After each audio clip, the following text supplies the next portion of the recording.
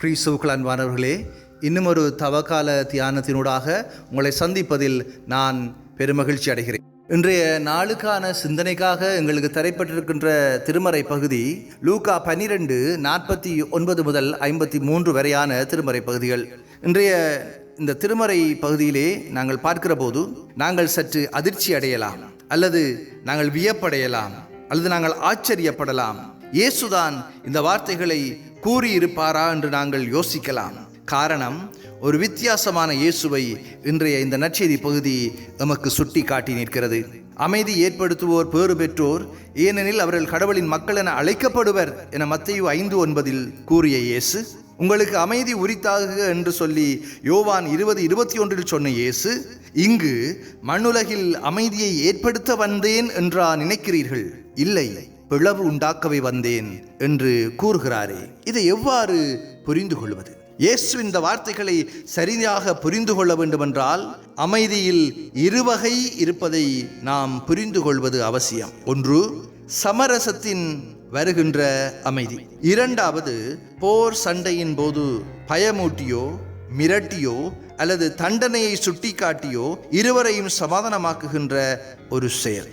இங்கு வெளிப்படையாக பார்க்கும்போது அமைதி நிலவுவது போல தோன்றினாலும் உள்ளே புகைச்சலும் வெறுப்பும் கோபமும் மகிழ்ச்சியற்ற தன்மையும் குடிகொண்டிருப்பதை நாம் காணலாம். இப்படிப்பட்ட அமைதியை இயேசு கொண்டு வரவில்லை என்பதை இன்றைய நற்செய்தி நமக்கு தெளிவாக சுட்டிக்காட்டுகிறது. அப்படியானால் இயேசு கொண்டு வந்த அமைதியின் தன்மை என்ன? அவர் தரும் அமைதியானது நீதி சார்பாக நிலைப்பாடு எடுப்பதனாலும் மானிட உரிமைகள் சார்பாக நிலைப்பாடு எடுப்பதினாலும் வருகின்ற ஒன்று. இப்படிப்பட்ட நீதிக்கான மற்றும் மானிட உரிமைக்கான போராட்டத்தில் பிளவுகளும் பிரிவுகளும் வருவது தவிர்க்க இயலாதது.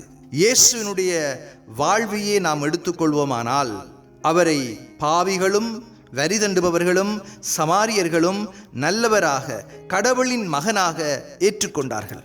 ஆனால் பரிசேயர்கள், மறைநூல் அறிஞர்கள், தலைமை குருக்கள் ஆகியோர் பேய் பிடித்தவராக, மதிமயங்கியவராக, சட்டத்தை அழிப்பவராக பார்த்தார்கள்.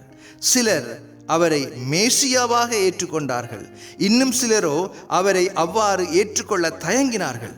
இதை குறித்தே அவரை குறித்து மக்களிடையே பிளவு ஏற்பட்டது என்று யோவான் 7:43 நாம் பார்க்கிறோம்.